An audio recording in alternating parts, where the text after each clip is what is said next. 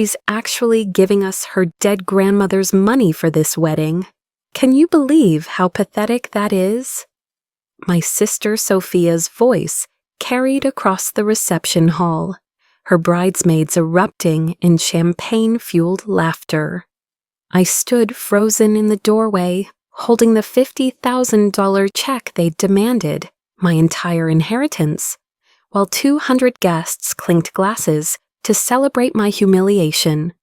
The ivory satin of her dress caught the light as she turned, finally noticing me. Instead of shame, her smile widened. "Oh, Emma, perfect timing. Everyone, let's thank my adopted sister for remembering her place, funding this celebration instead of planning her own." The ballroom exploded with applause.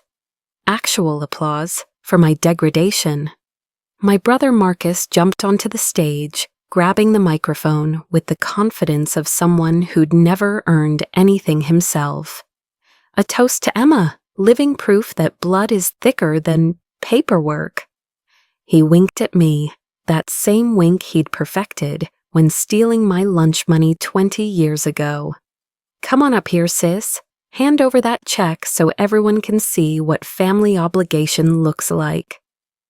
I walked through the crowd, each step measured, while faces I'd known for decades watched me like I was entertainment. Mrs. Henderson from the country club whispered to her daughter. Judge Martinez, Dad's golf buddy, shook his head with amusement. Even the catering staff, people I'd worked alongside during my college years when the family decided I should earn my keep, avoided my eyes. "Don't be shy, Emma," my adoptive mother called out, her voice syrupy with false affection. "You know how grateful we are that you understand your role in this family." My role. The words echoed as I climbed the stairs to the stage. For 23 years, my role had been clear. The charity case, the live-in help, the cautionary tale they used to make their biological children feel superior, the girl they saved from foster care, only to remind me daily that salvation came with a price tag. Before our Emma hands over her generous gift, my father boomed, stepping into the spotlight he'd always craved. "Let me share a little story about family values." The crowd settled in, eager for whatever wisdom the great Robert Morrison would impart. I knew this story. I'd heard it at every family gathering, every business dinner, every moment he needed to prove his magnanimity. 16 years ago, Catherine and I made a choice. We opened our home to a 7-year-old girl who had nothing. No family, no future, no hope. He paused for effect, his hand finding my shoulder in a grip that looked paternal but felt like a shackle. We gave her our name, our protection, and most importantly, our values. Values like knowing that everything in life has a cost. And today, Mother continued, gliding forward in her Chanel suit, Emma is repaying that kindness by ensuring her sister has the wedding of her dreams. Because that's what family does. We support each other according to our capabilities. Capabilities. They meant bloodline. They meant worth. They meant I should be grateful. They even allowed me at this wedding instead of having me serve it. Marcus produced a silver tray with theatrical flair. For the ceremonial passing of the check, Emma, whenever you're ready, to fulfill your family obligation. I looked at the check in my hand. $50,000. Every penny Grandmother Eleanor had left me in her will. The will they'd presented to me with pages already marked, showing me exactly where to sign. "You understand, don't you, dear?" Mother had cooed just 3 days after the funeral. "Sophia's wedding is a family expense, and well, your family, aren't you?" The strange thing was, I did understand, more than they could possibly imagine. "Actually," I said, my voice carrying farther than expected in the hushed room. "I have something to say first." Sophia's perfectly sculpted eyebrows drew together. This wasn't in the script. I wasn't supposed to speak. Just hand over the money and fade back into the shadows where they'd kept me for over 2 decades. "Grandmother Eleanor told me something before she died," I continued, feeling 200 pairs of eyes boring into me. "She said that family isn't about blood or obligation. It's about love freely given." "How touching," Marcus interrupted, his jaw tight. "Now about that check." "She also said," I pressed on, unfolding the check slowly, "that the best lessons come with a price, so consider this my graduation fee." I handed him the check. The relief on their faces was almost comical. They'd thought I might make a scene, might finally break character after all these years. But I was done being their character. I was about to become the author. "Congratulations, Sophia," I said, stepping back. "I hope this wedding is everything you deserve." As I descended the stage, the applause resumed, but something was different. Maybe it was the way I walked. No longer the shuffle of the forgotten daughter, but the stride of someone with a secret. Maybe it was my smile, not the practiced grimace of gratitude, but something sharper. Or maybe it was the way I paused at the door, turning back to catch my father's eye. "Oh, one more thing," I called out, my voice cutting through the celebration. "Grandmother left me something else besides money, something about the family business, but we can discuss that next week at the board meeting." The champagne glass slipped from his hand, crystal shattering against Italian marble. I left them with their questions, their sudden doubts, their first taste of uncertainty. They'd taken my inheritance, just as they'd taken everything else over the years. What they didn't know, what grandmother had made sure they'd never suspect, was that they'd just paid $50,000 for their own downfall. They thought my silence meant surrender. They were about to learn it meant something else entirely. The drive home from Sophia's wedding felt like traveling through time. Each red light gave me another moment to remember why I just handed over $50,000 to people who viewed me as an expensive pet they'd grown tired of feeding. I was 7 when the Morrisons collected me. That's the word Robert used in his study when he thought I was playing outside. "We've collected the girl, Judge Martinez. The publicity should help with the country club board election." Collected, like I was a stamp or a coin, something to display in their curated life. The first year was magical, the way a fishbowl seems magical to a fish who's never seen the ocean. They dressed me in clothes that didn't have other children's names written in the tags. I had my own room, a real room with a door that locked from the inside and wallpaper with tiny roses.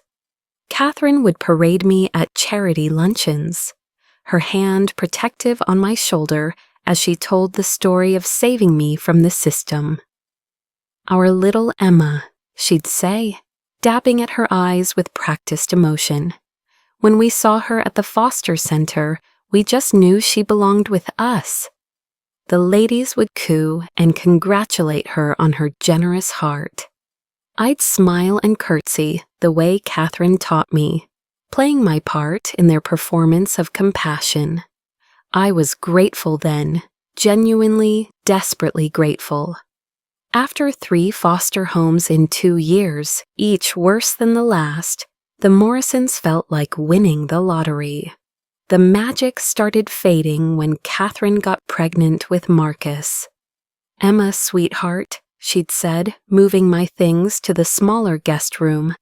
"You understand that the baby needs the nursery, don't you? You're such a big girl now." I was 8. I understood perfectly. By the time Sophia arrived 3 years later, I'd been relocated to what they generously called the au pair suite, a converted garage with a space heater and a bathroom that only had hot water if no one else was showering. The transition from daughter to help was so gradual, so carefully orchestrated, that I almost didn't notice until the day Catherine introduced me to her book club as our live-in helper, Emma.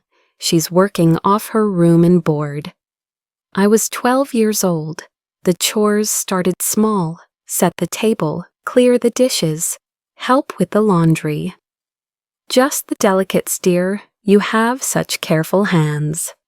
By high school, I was cooking dinner 5 nights a week, cleaning the main house on Saturdays, and tutoring Marcus and Sophia because family helps family, and this is how you contribute.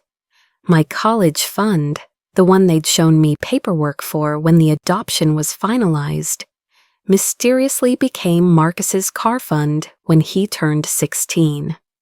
Times are tough, Robert explained, not looking up from his Wall Street journal.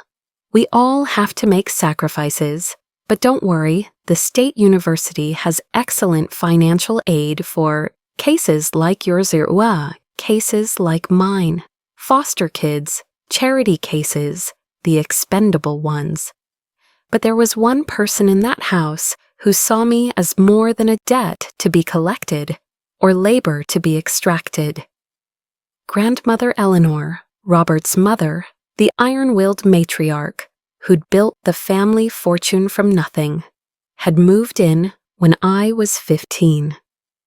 She watched the family dynamics with sharp eyes that missed nothing. "Come help me with my tea, Emma," she'd say every afternoon at 4. And for one blessed hour, I wasn't a servant. I was just Emma. In her private sitting room, surrounded by first editions and the scent of Earl Grey, she taught me things they never would: how to read financial statements, how to spot weakness in a business deal, how to smile when you're cataloging every insult for future reference. "They think you're furniture," she said one afternoon, her voice crisp as autumn leaves. "Let them. Furniture hears everything and threatens nothing. But furniture with a mind, that's a weapon they'll never see coming." "Why do you care?" I'd asked once, bold with exhaustion, after a particularly humiliating family dinner, where they'd made me eat in the kitchen because the help shouldn't sit with the family when we have guests. Eleanor had studied me over her china teacup. Her eyes, the same gray as mine, I realized with a start, full of something I couldn't name. "Because you're more family to me than these vultures will ever be. Blood doesn't make family, character does, and you, my dear, have character they couldn't buy with all their money." She started teaching me in earnest then. Every afternoon, while the family believed I was tending to the old woman's needs, Eleanor Morrison was building me into something they'd never expect. Their equal, their better, their replacement. "Power isn't inherited, Emma," she'd say, showing me the hidden structures of the family empire. "It's taken by those patient enough to wait and smart enough to see opportunity where others see only obligation." When I graduated high school, valedictorian, not that they attended the ceremony, I had 2 acceptance letters. Harvard with a full scholarship I'd earned through countless nights studying by the light of my phone after finishing my family duties, and State University, where they expected me to go. "Harvard's so far away," Catherine had said, her voice dripping concern. "And who would take care of the house, of your grandmother? You know she's grown so dependent on you." But Eleanor had squeezed my hand that night, her grip surprisingly strong. "Go," she'd whispered. "Go and become everything they fear. I'll be here when you get back. I went. For 4 years, I existed on 3 hours of sleep, multiple jobs, and the kind of determination that only comes from having someone believe in you when no one else will. I came home for holidays, slipping back into my servant role like an old coat, listening to them mock my pretentious education while I served their dinner. Emma thinks she's better than us now, Sophia would laugh, home from her sorority parties and C- grades. But she still knows her place, don't you? I'd smile and clear her plate, thinking of the job offers I'd turned down to come back. To be here when Eleanor needed me, to honor the promise I'd made to the only person who'd ever chosen me, not for what I could do for them, but for who I could become. The last time I saw Eleanor alive, she was in her bed, the cancer having won its final argument. The family was downstairs, already dividing her assets, their voices carrying through the old house's thin walls. "Emma," she'd whispered, her voice paper-thin, but her eyes still sharp. "In my study, Jane Eyre, first edition. Everything you need is there." "I don't want your money," I'd said, tears falling freely for the first time in years. "I just want you to stay." She'd touched my face with a hand that had signed million-dollar deals and built empires. "Oh, my dear girl, I'm not leaving you money. I'm leaving you justice." 3 days later, she was gone. And 3 days after that, they handed me her will, the one they wanted me to see, showing that I'd inherited $50,000. Their generosity in allowing me to keep it lasted exactly as long as it took Sophia to announce her engagement. "Family helps family," Catherine had said, sliding the withdrawal papers across the kitchen table where I'd served thousands of meals. "And this is your chance to pay back everything we've given you." Everything they'd given me. A garage to sleep in, a childhood of servitude, an education in exactly how cruel people can be when they think you're powerless. I signed the papers, smiled, played the grateful orphan one last time. Because Eleanor was right, I'd learned to live in shadows so well, they forgot shadows have eyes and ears, and sometimes shadows have plans. 3 days after Sophia's wedding, 3 days after handing over my future to fund her fairy tale, I stood in Eleanor's study, surrounded by bankers' boxes and a lifetime of secrets. The family had given me this task, of course. "You knew her best," Robert had said, barely concealing his impatience. "Just box everything up for the estate sale, but do check for any important documents we might have overlooked." Documents they might have overlooked. He meant hidden assets, secret accounts, anything they could squeeze from Eleanor's corpse. The vultures were already circling, and I was their trained retriever. The study still smelled like her, Earl Grey and old paper, wisdom and rebellion. I ran my fingers along the book spines, each one a lesson she'd taught me. The Art of War sat next to Little Women. Machiavelli shared space with Maya Angelou. Eleanor had believed in learning from everyone, especially your enemies. Jane Eyre, first edition. Her words echoed as I reached for the familiar burgundy spine. This had been our first lesson together, the day she'd caught me crying in the garage, after Catherine had reminded me of my place at Marcus's 13th birthday party. "You know why I love Jane?" Eleanor had asked, pressing the book into my hands. "Because she understood that dignity isn't granted by others, it's claimed by yourself." The book fell open to a hollowed-out center, pages carefully cut to create a secret compartment. Inside, an envelope with my name in Eleanor's distinctive script, and beneath it, a thick folder of documents. My hands trembled as I opened the letter. My dearest Emma, if you're reading this, then they've already shown their true colors. They've taken your inheritance, the one they know about, and turned it into another demonstration of your worthlessness. Good.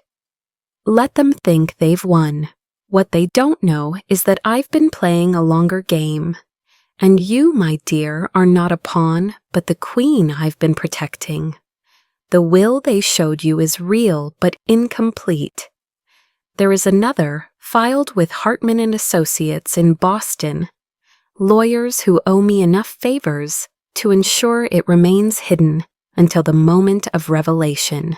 But more importantly, there are the companies, the shares, the carefully orchestrated transfer of power that will complete on your 25th birthday. Morrison Holdings International. Remember that name, Emma. For the past 15 years, while they treated you as their servant, I've been building you an empire. 51% of Morrison Industries, acquired piece by piece, through shell companies, private sales, and the kind of patient maneuvering your father never learned because he inherited his position instead of earning it. I had to sit down. The room spun as I continued reading. The family business that Robert trumpets as his achievement.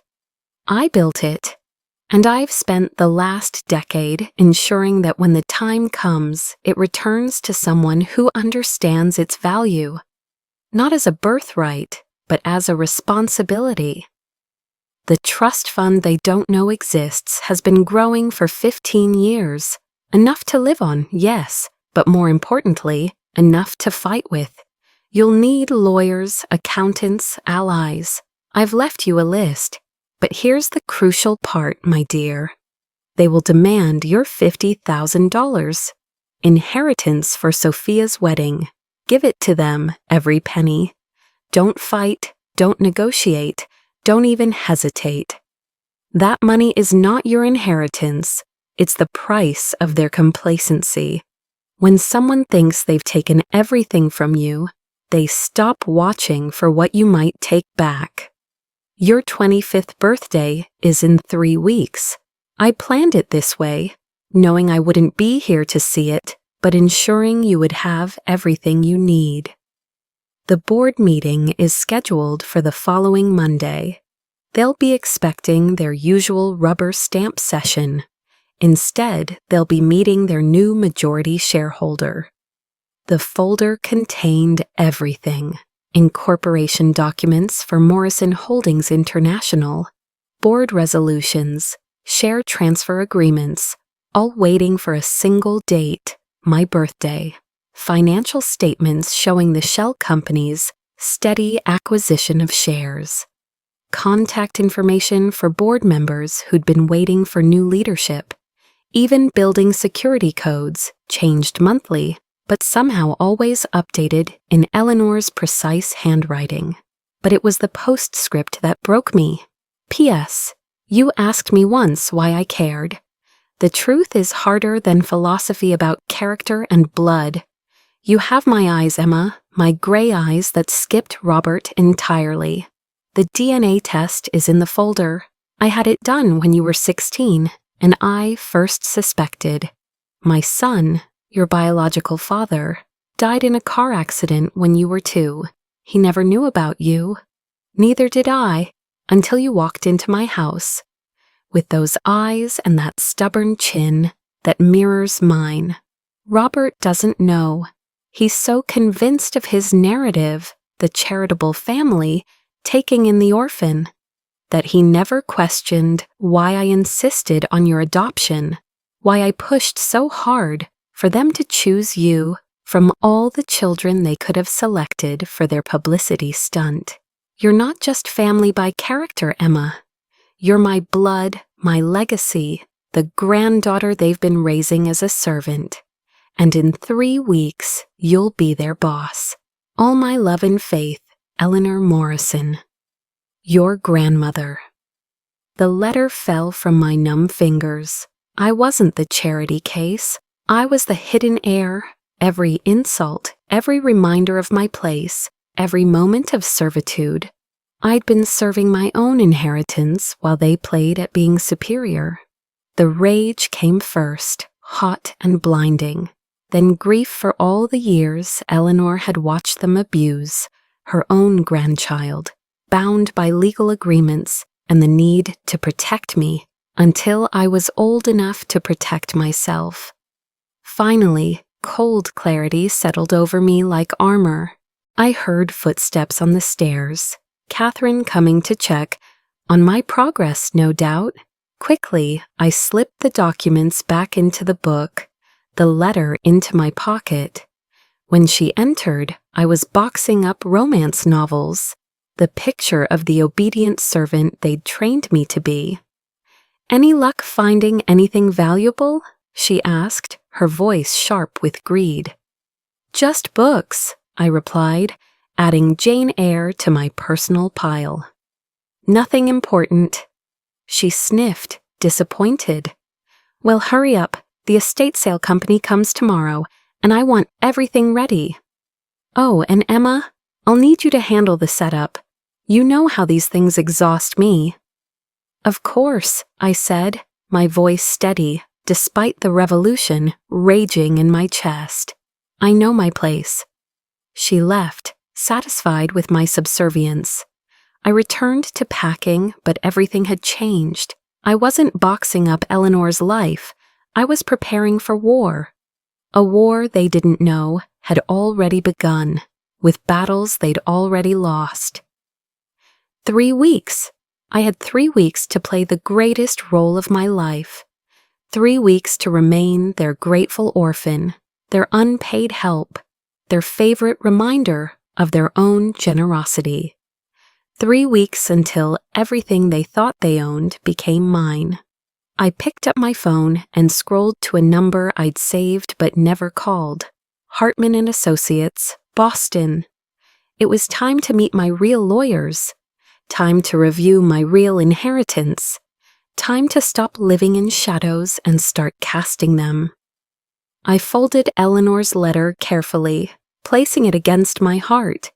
I had 3 weeks to play the grateful, indebted orphan one last time.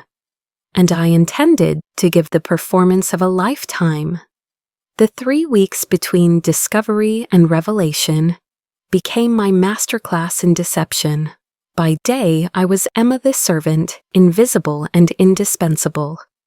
By night, I was building an empire they couldn't see, preparing for a coronation they'd never expect. "Emma, my coffee's cold," Marcus would bark from his home office, the one I cleaned daily while he played video games and pretended to work for the company. "And make it right this time. You know I hate it when you make it too weak." "Of course," I'd murmur, taking his cup with steady hands that had signed acquisition papers worth millions the night before. What Marcus didn't know was that his senior analyst position existed at the pleasure of the board, a board that would soon answer to me. The Hartman and Associates office in Boston became my second home. After serving dinner and cleaning up after the family's messes, I'd drive 2 hours each way for meetings that shaped my future. James Hartman himself, Eleanor's trusted lawyer for 30 years, walked me through every detail. "Your grandmother was a genius," he said during our first meeting, spreading documents across his mahogany desk. "Morrison Holdings International isn't just a shell company. It's a carefully constructed web. You don't just own 51% of Morrison Industries. You own strategic percentages in every major supplier, distributor, and partner company they depend on." "She built me a fortress," I whispered, studying the corporate structure. "No," James corrected, his eyes gleaming with admiration. "She built you a kingdom, and she made sure you'd know how to rule it." The board members Eleanor had cultivated were equally enlightening. I met them in private clubs and discreet restaurants, always after completing whatever degrading task the family had assigned that day.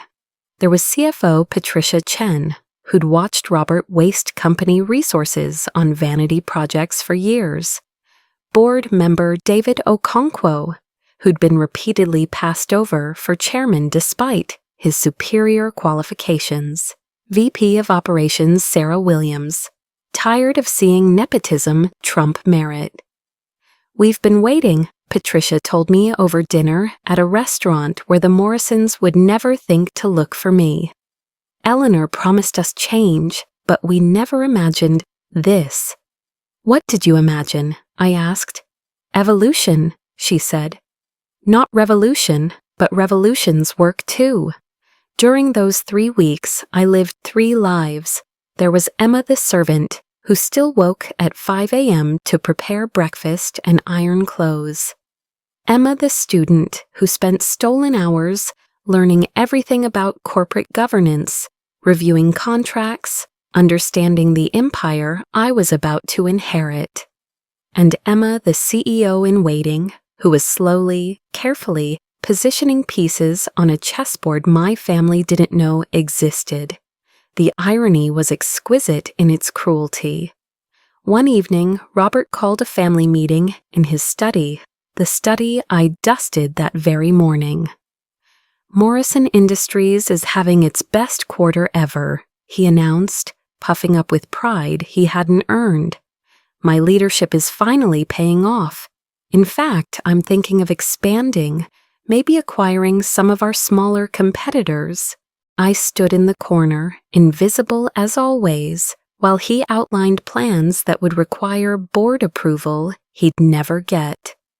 Catherine and Marcus nodded along, already spending money that wasn't theirs.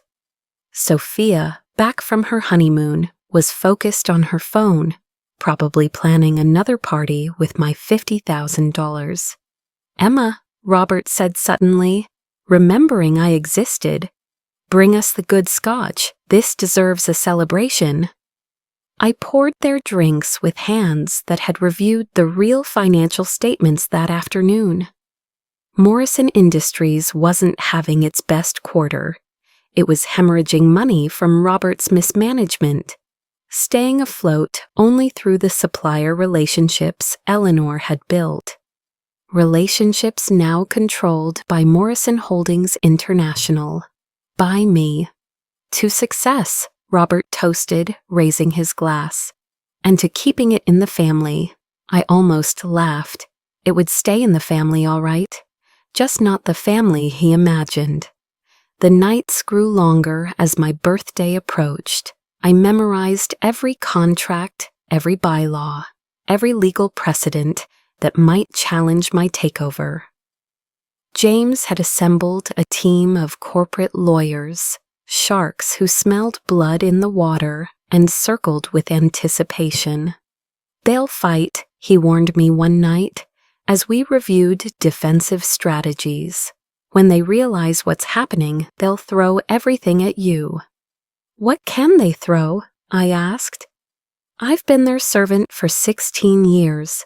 I've heard every secret, witnessed every shame, filed every document they were too important to handle themselves. I know where the bodies are buried because I'm the one who dug the graves." He smiled then, a sharp expression that reminded me why Eleanor had chosen him. "Your grandmother said you'd say that. She also said to give you this when you did." Another envelope. Inside, a single key and an address. The building was a gleaming tower in downtown Boston, one I recognized from the financial papers. Morrison Industries had tried to buy it 3 years ago as their new headquarters, but the deal had mysteriously fallen through. Now I knew why. The security guard nodded as I approached. "Ms. Morrison, we've been expecting you. Your office is ready." My office, the penthouse floor. Eleanor had bought the entire building through another shell company, preparing a throne for a queen she was creating. The space was perfect, modern, powerful, with floor-to-ceiling windows overlooking the city Robert thought he owned. I stood at those windows as my 25th birthday dawned, watching the sunrise paint the sky in shades of victory. Somewhere across the city, my family was waking up to what they thought would be another ordinary day. Marcus would demand his coffee. Sophia would complain about something trivial.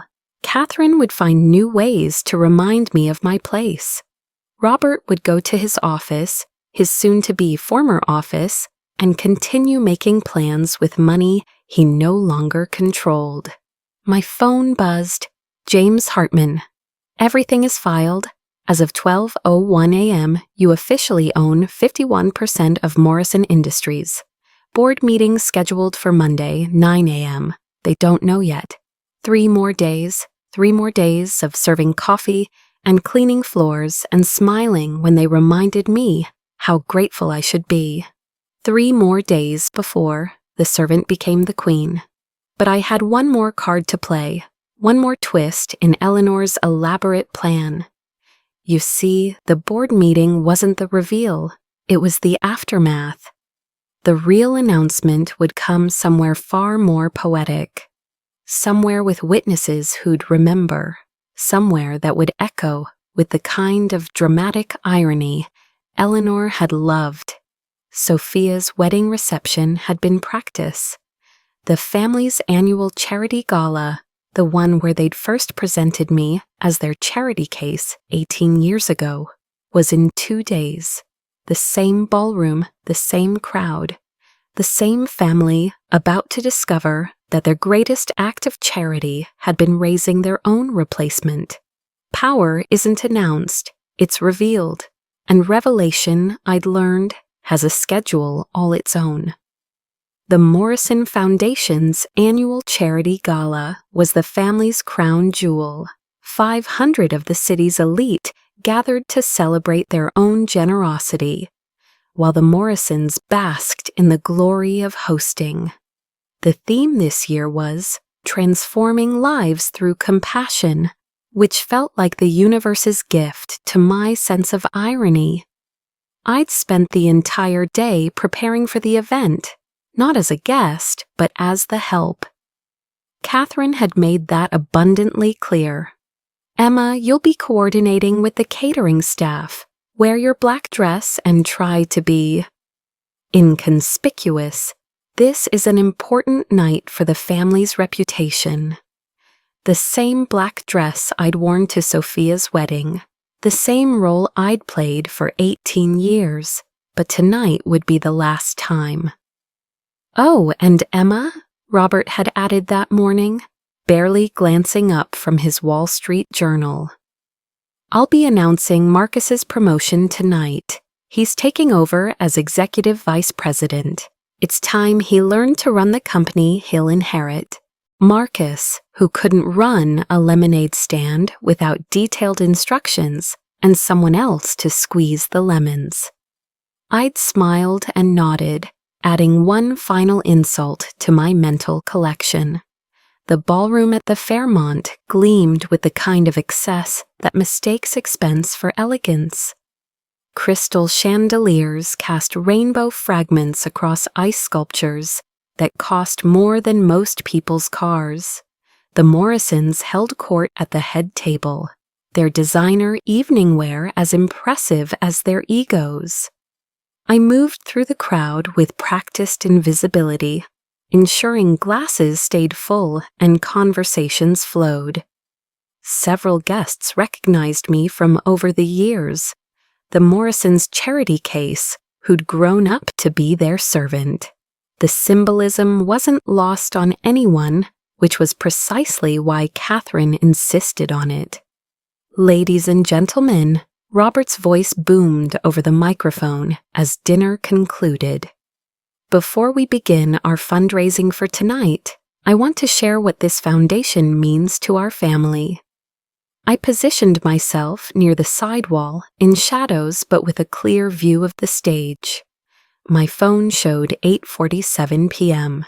James Hartman would arrive at 9. 18 years ago, Robert continued, his voice thick with false emotion. Catherine and I made a decision that changed our lives. We adopted a young girl from the foster system, giving her opportunities she never could have imagined. The spotlight found me against the wall, and 500 faces turned to stare. I kept my expression neutral, my hands clasped, playing my part one final time. Emma stands here tonight as proof that compassion can transform lives. From nothing, we gave her everything: a home, a family, a purpose. He paused for effect. She may not share our blood, but she's learned our values. Haven't you, Emma?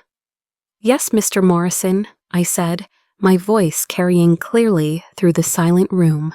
I've learned everything. The crowd applauded politely, already shifting their attention back to Robert as he launched into Marcus's promotion announcement. I watched the ornate clock above the entrance. 8:55. The future of Morrison Industries belongs to the next generation, Robert proclaimed, gesturing for Marcus to join him on stage. My son has shown the leadership and vision.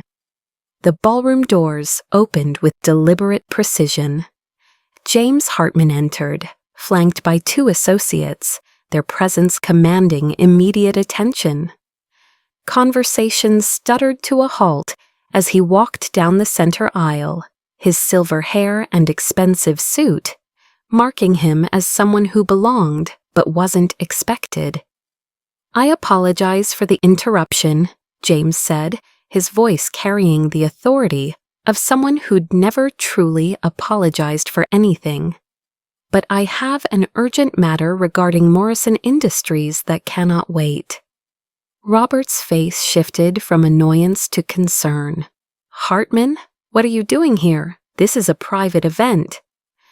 I'm here on behalf of the majority shareholder of Morrison Industries, James continued, now standing before the stage. There's been a change in leadership that the board felt should be announced publicly, given the public nature of how the previous leadership has presented itself. Catherine's champagne glass trembled. What are you talking about? Robert owns... Actually, James interrupted smoothly. As of 3 days ago, Mr. Morrison owns exactly 22% of Morrison Industries. The controlling 51% is held by Morrison Holdings International, whose sole proprietor has asked me to inform you that your services as CEO are no longer required. The silence was complete, crystalline, perfect. This is ridiculous, Marcus sputtered, jumping down from the stage. Who the hell owns Morrison Holdings International? James turned to me, and 500 pairs of eyes followed. Miss Morrison, would you like to address your board? I stepped out of the shadows, no longer invisible, no longer anyone's servant. The crowd parted as I walked forward, their whispers creating a symphony of shock. Someone, I think it was Judge Martinez, actually gasped. That's impossible, Robert's voice cracked. She's not even family, she's just... Your granddaughter, I said, my voice steady as steel. Eleanor Morrison's biological granddaughter. The DNA test is part of the filing if you'd like to verify. The words hit them like physical blows. Catherine sank into a chair. Sophia's perfectly composed face crumbled. Marcus stood frozen, his mouth opening and closing like a landed fish. You're lying, Robert whispered, but his face had gone gray.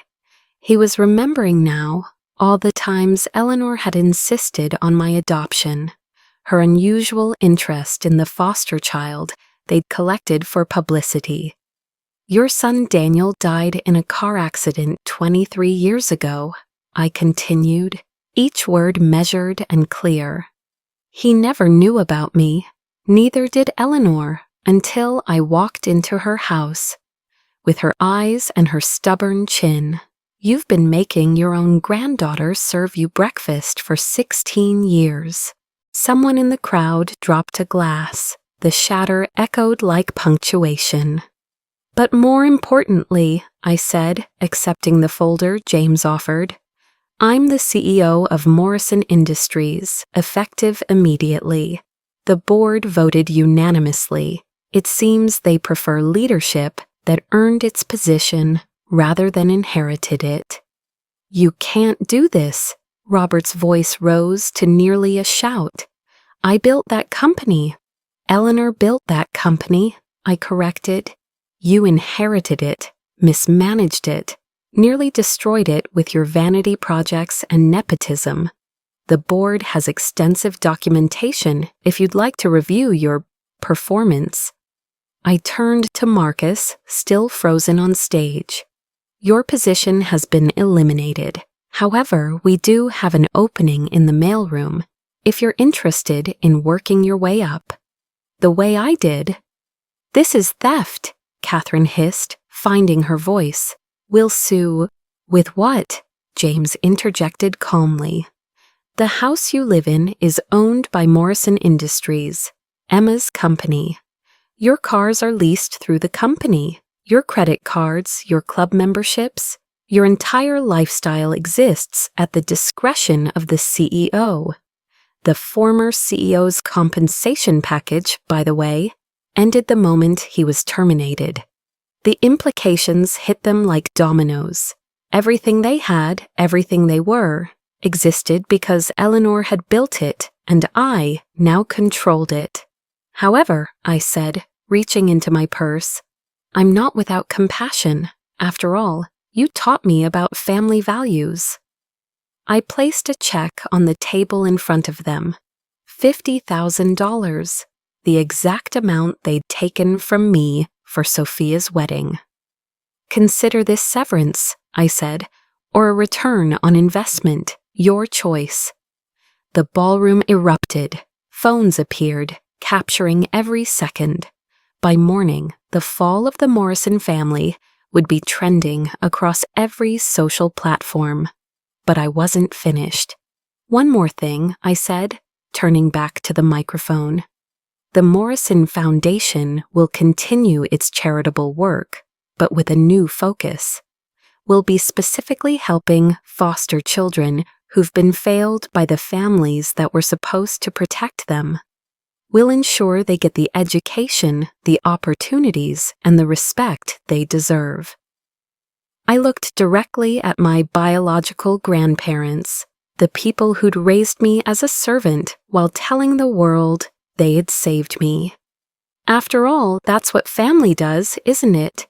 We help each other according to our capabilities.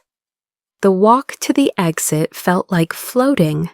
Behind me, Robert's voice rose in threats, Catherine wept with rage, and Marcus and Sophia stood in the ruins of their imagined futures. The crowd parted again, but this time with something approaching respect. At the door, I turned back one final time. "Oh, and you'll need to vacate the house by Monday. Company property, you understand? I'm sure you'll find something suitable. Maybe something with a nice garage. I hear they can be quite livable, with a little effort." I raised my glass of water to the room. I didn't drink champagne at business events. "To family," I said, "and to knowing your place in it." The Monday after the gala arrived with the kind of crisp morning that makes everything feel possible. I stood in my new office, the penthouse Eleanor had prepared for me, watching the sunrise paint Boston in shades of gold and promise. Below, I could see the Morrison Industries building, my building now, already humming with activity. Patricia Chen knocked and entered with a stack of portfolios. "The transition team is ready for your review. Also," she paused, a slight smile playing at her lips, "your family has arrived." "They're not my family," I said quietly, then corrected myself. Biology doesn't make family. Send them to conference room B.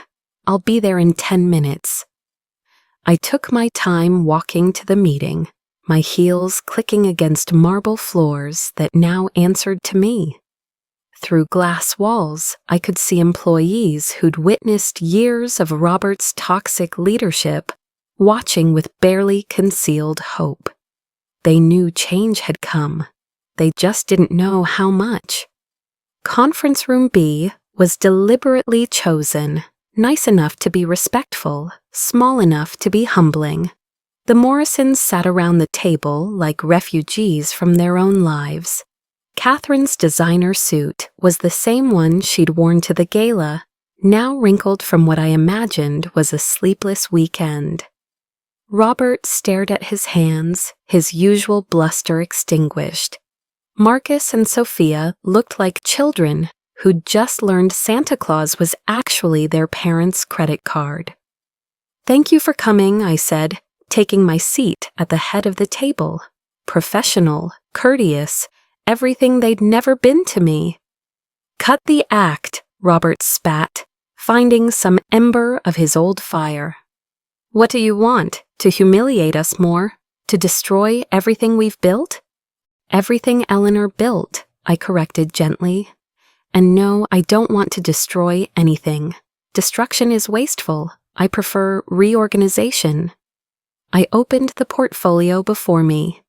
"Let's start with you, Robert. Your tenure as CEO showed a remarkable 34% decline in profitability over 8 years, masked only by the supplier relationships grandmother maintained. However, your initial work in sales, before you inherited your position, showed promise.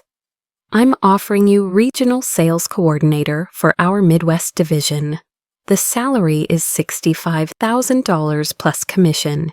You'll report to Janet Thompson, who you passed over for promotion 6 times. His face cycled through colors I didn't know humans could achieve. "You expect me to." "I expect you to earn your living," I interrupted. "The way I did, the way everyone should. Or you can decline and seek employment elsewhere. Your choice." I turned to Marcus. "Your performance review is challenging. In 3 years, you've initiated 0 successful projects and cost the company approximately $2.3 million in failed ventures. However, the mailroom position I mentioned Saturday was not a joke. Starting wage, full benefits. If you show aptitude, there's room for growth, real growth based on merit." "This is insane," he muttered, but the fight was leaving him too. "Sophia," I continued, "you're not technically an employee, but you did receive a company credit card and car allowance as brand ambassador, a position that seemed to consist entirely of shopping and posting on Instagram. Those privileges are revoked. However, our marketing department is looking for an entry-level social media coordinator. The pay is hourly, but you'd learn actual skills." Catherine hadn't spoken, but tears ran silently down her cheeks. Not tears of sorrow, I realized, but of rage, pure, impotent rage at seeing her carefully constructed world inverted. "As for you, Catherine," I said, meeting her wet eyes, "you've never worked for the company, but you've lived off it for 26 years. The house, as I mentioned, needs to be vacated by end of business today. However, I've had my assistant compile a list of rental properties within your new budget. 1 bedrooms mostly, but clean and safe. Some even have nice views." "You're enjoying this," she whispered. "No," I said honestly. "I'm not. Enjoyment would require caring about your pain. And I've learned that opposite of love isn't hate, it's indifference. I'm simply being practical. You taught me that everything has a cost. This is yours." I pulled out an envelope, the same kind they'd used when demanding my inheritance. "Inside, you'll find the terms of your continued health insurance through the company, conditional on employment and a check. Robert snatched it, his hands shaking. $50,000? The money you took for Sophia's wedding, I confirmed. I told you at the gala it was severance, but I've reconsidered. It's a loan, interest-free, to help you transition. You have 5 years to repay it. After all, I let Eleanor's words flow through me. Family helps family. Why? Sophia finally spoke, her voice small. Why not just destroy us? You have the power. I considered the question, thinking of all the nights I'd fantasized about revenge while scrubbing their floors. Because destruction is what you would do, what you did do, to a 7-year-old girl who just wanted to be loved. But I'm not you. I'm Eleanor Morrison's granddaughter, and she taught me that the best revenge isn't making someone suffer. It's becoming someone they can never touch again. This isn't over, Robert said, standing abruptly. We'll fight this, we'll— With what money? I asked calmly. Which lawyers? What grounds? Everything was legal, every document properly filed, every board vote legitimate. You can waste your energy fighting reality, or you can use it to build something for the first time in your life. Again, your choice. I stood, smoothing my skirt. A designer piece I'd bought with my own money, earned from investments Eleanor had taught me to make. Moving trucks will arrive at the house at 3. Please don't make this harder than necessary.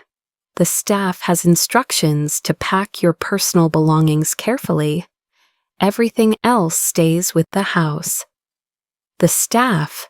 Catherine laughed bitterly. You mean the people we've employed for years? They work for us. They work for Morrison Industries, I corrected, and I gave them all raises, significant ones. It's amazing how loyal people become when you treat them with respect and pay them fairly. You should try it sometime. Well, you'll have to now. I moved toward the door, then paused. There was one more thing, the hardest thing. Reaching into my jacket, I pulled out a small velvet box. I found this in Eleanor's room, I said, placing it on the table. Her wedding ring, the one from her first marriage, before she built the empire you inherited. She wore it every day until she died, even after grandfather passed. It's worth about $200, but she treasured it because it represented love, not money. I looked at each of them one last time. I thought about keeping it, but realized I don't need it. I have her lessons, her strength, and her belief in me. That's worth more than any ring. Consider it a reminder that the most valuable things in life can't be stolen, only given away. The silence stretched between us, filled with everything we'd never say. Then I left, closing the door on 16 years of servitude, and stepping into a future they'd never imagined I could claim. Patricia was waiting in the hallway. How did it go? They'll survive, I said. Whether they'll thrive depends on them. Schedule the all-hands meeting for 2 o'clock. It's time to show this company what leadership based on merit looks like. As I walked away, I heard the conference room door open behind me. Emma, Catherine called out. I stopped but didn't turn. We're sorry, she said, the words sounding foreign in her mouth. We're so sorry. I know, I said quietly. But sorry doesn't change the past, only the future. Good luck with yours. I left them with everything they thought they wanted, and nothing they actually needed. The inheritance they'd stolen from me was nothing compared to what they'd thrown away. The chance to truly know Eleanor Morrison's chosen heir. 5 years have passed since the gala that changed everything. 5 years since I learned that revenge isn't a dish best served cold. It's a lesson best taught gently to those capable of learning. I'm writing this from my office, the same penthouse Eleanor prepared for me, though it's different now. The cold marble and steel have given way to warm woods and living plants. The wall that once held only diplomas now displays photos. My management team at our record-breaking quarterly celebration, the first graduating class of the Morrison Foster Youth Foundation, and yes, a single family photo from last Christmas. You see, the story didn't end in that conference room. It evolved the way all living things must. Morrison Industries thrived under merit-based leadership. We went from Robert's 34% decline to 127% growth in 5 years, not through ruthlessness, but through something revolutionary in corporate America, treating people like people. The employees who'd cowered under Robert's temper bloomed when given respect and opportunity. Patricia Chen became the finest CFO in the industry. David Okonkwo's expansion strategies opened markets Robert never imagined existed, but it's the other transformations that echo longest in quiet moments. Robert took the sales job. I heard about it secondhand at first, how he'd shown up that first day in a decade-old suit, his hands shaking as he introduced himself to Janet Thompson, the woman he'd overlooked so many times. She could have destroyed him.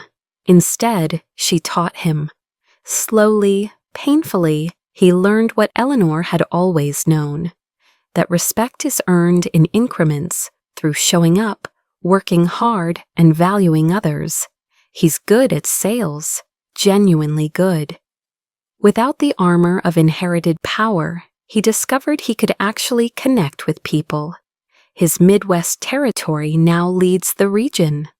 Last month, he sent an email, his first direct communication in 3 years, with the subject line, "Grandmother would be proud." The body contained only his quarterly numbers and 2 words, "Thank you." Marcus surprised everyone, including himself. The mailroom humbled him in ways privilege never could. But somewhere between sorting packages and delivering documents, he found something he'd never had: purpose. He started night school on his own, studying supply chain management. When a position opened in logistics, he applied like everyone else. His interview panel didn't know he was a Morrison. I'd made sure of that. He got the job on merit. He's married now to a nurse he met at community college. They live in a modest apartment, saving for a house. His wedding invitation arrived last year, addressed simply to Emma. Not Emma Morrison, CEO, just Emma. I sent a nice blender and my regrets. Some bridges, once rebuilt, still need careful weight limits. Sophia took the longest to find herself, probably because she'd never had to look before. The social media job lasted 6 weeks. She quit when she realized actual work was involved. But something about losing everything sparked a curiosity about why she'd needed so much. She went to therapy, got a real degree, started a small business, ironically, teaching social media strategy to small companies. She's good at it, very good. Her letter arrived 2 years ago, handwritten on simple stationery. I used to introduce you as the one we took in. Now I tell people you're the sister who taught me that starting over isn't falling. It's flying with wings you've built yourself. Catherine. Catherine learned grace through disgrace. The 1-bedroom apartment in Brookline became her monastery, a place to contemplate 26 years of choices. She volunteers now at homeless shelters, serving meals with hands that once dismissed servants. I've seen her there. We don't speak, but we nod. the acknowledgement of parallel lives intersecting without connecting. She kept Eleanor's ring. I know because she wears it on a simple chain, visible when she bends to ladle soup. $200 of gold, carrying millions of dollars worth of lessons. But the greatest transformation wasn't theirs, it was mine. Success, I learned, isn't the opposite of suffering. It's what you build from suffering's raw materials. The company grew, but more importantly, the Morrison Foster Youth Foundation grew. We've helped 847 foster children find not just homes but futures, education, mentorship, and most crucially, the knowledge that their worth isn't determined by whose blood they carry, but by whose hopes they fulfill. Eleanor visits me sometimes in the quiet moments between meetings. Not literally, I'm not given to magical thinking, but in echoes. Her lessons ripple through every decision. Power corrupts, she'd said once, unless you remember that it's not yours. It's borrowed from everyone who believes in your vision. Last week, a young woman interviewed for our internship program. 17, aging out of foster care, brilliant but wary. She sat in my office like I once sat in the garage, trying to be invisible while desperately wanting to be seen. "Why should we hire you?" I asked, the standard question. "Because I have nothing to lose and everything to prove," she said, meeting my eyes with Eleanor's kind of steel. "Because I know that charity isn't love and pity isn't respect. Because I want to earn my place, not be given it." I hired her on the spot, not for her past, but for her future. Not from charity, but from recognition. Sometimes salvation comes not from being rescued, but from being recognized. The Morrisons and I don't share holidays or birthdays. We share something more profound, the knowledge that families can be rebuilt on foundations stronger than blood or obligation. They learned through loss what I learned through longing, that dignity isn't inherited or assigned. It's claimed, one choice at a time. I've kept only one thing from our shared past, a photo Catherine sent last year. It shows Eleanor holding infant me, taken before anyone knew who I really was. On the back, in Catherine's careful script, she always knew, we just weren't ready to see. Forgiveness, I've learned, isn't about forgetting. It's about remembering without rage. It's about building something beautiful where something ugly once stood. The Morrisons aren't villains in my story anymore. They're characters who played their part in teaching me who I refuse to become. Morrison Industries stands taller than ever, but it's not my monument. My monument is quieter. 847. Foster children with futures, 5 former oppressors who became actual humans, and 1 granddaughter who learned that the best inheritance isn't money or power. It's the knowledge that you are loved by someone who saw your worth before you could see it yourself. Eleanor Morrison died believing I would transform pain into purpose. She was right, but she was wrong about one thing. This wasn't revenge. This was resurrection. Theirs and mine. The sun sets over Boston, painting the sky in shades of possibility. Tomorrow there will be new challenges, new choices, new chances to prove that merit matters more than birthright. But tonight, I simply sit with the echo of Eleanor's last words.